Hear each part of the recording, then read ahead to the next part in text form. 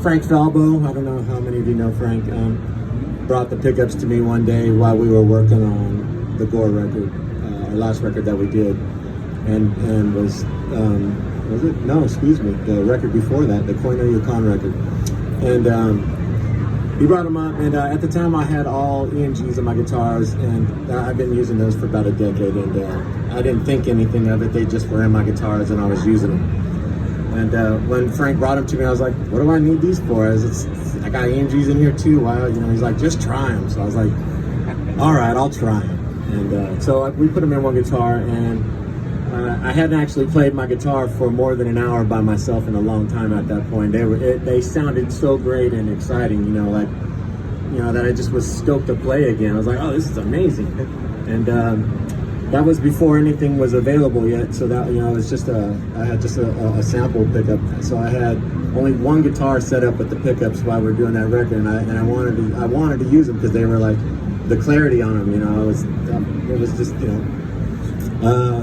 I was blown away by them, and the rest is history after that. We just made them and put them in, and I don't know what to say other than that I'm very grateful that they actually pushed them on me, that they did. It made a whole other level of excitement for me sound-wise, and I got to customize it. I have my little stripe with the glow in the dark on there.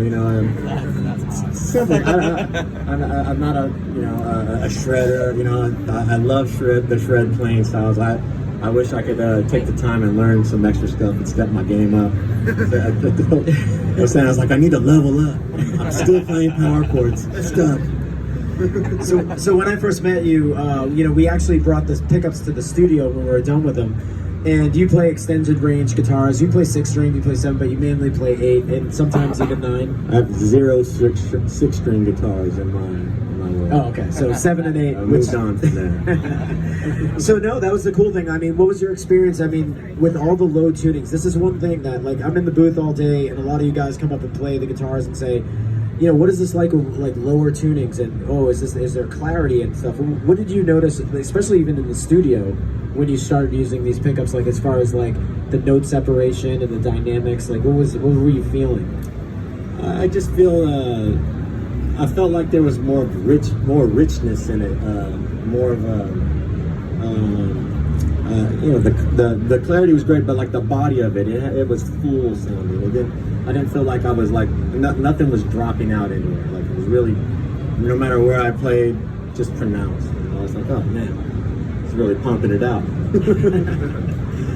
But okay, so when designing the pickup, what was it like to actually design the pickup? I mean, what was the process like? Because usually, just so you guys know, Fluence is built on this like thinly sliced precision coil. It's a 48-layer coil. Most of these pickup companies have been making the same pickup for 80 years. It's been like, you take some copper wire, you do the turns every single time. Like they wind a pickup. Say if they did something for Steph, it would be inconsistent because it's like me asking you to like tie your shoes the same way twice, right? And it's never gonna happen. So our stuff is like super precise, noiseless, clear, dynamic.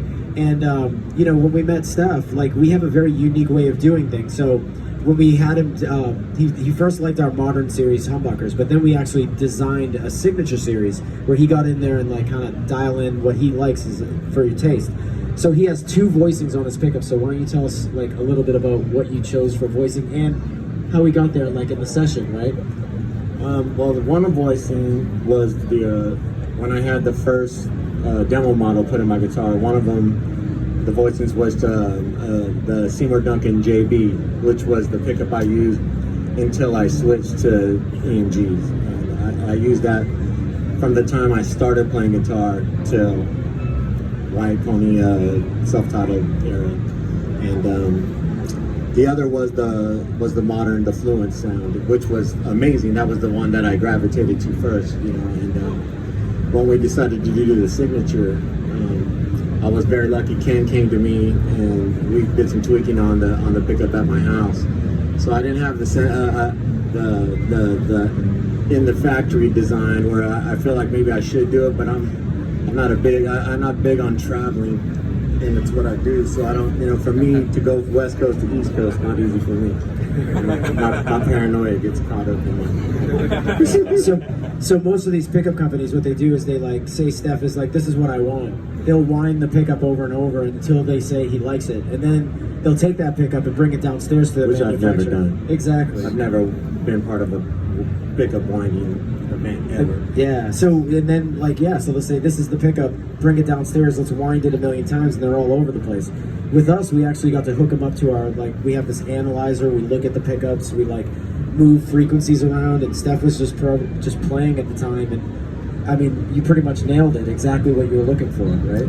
I think I nailed it for what I was looking for at the time. If to given another chance and I have more clarity in what I'm doing now, I think I'd do a better version of it. But you know, we made adjustments sitting in my bedroom, not the best place for audio. You know, and I'm illiterate when it comes to a lot of the technology too. So I'm lucky that I have someone like Ken and Frank and everyone else that guides me through these things. Because otherwise, I'm simple. I go with what looks great. It feels great. I don't know all the tech specs. We get into that conversation, it's going to go right here for me.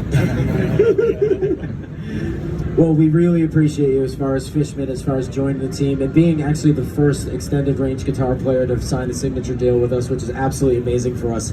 It totally helped our company. It helped Stefan helped us tremendously to get the word out to you guys. That's why we have such a great event with you guys. So, if you're looking for his pickups, we make them in 7 and 8 string. You totally will notice them because they have this awesome glow-in-the-dark strip right here.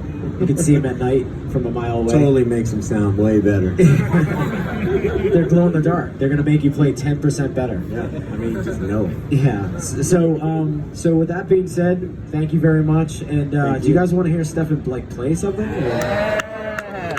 All right, I guess we won't play. No, I'm just kidding. Yeah.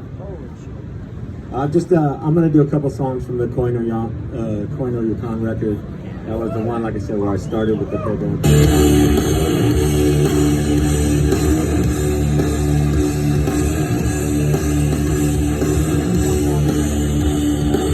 You don't even have to play. It sounds so good.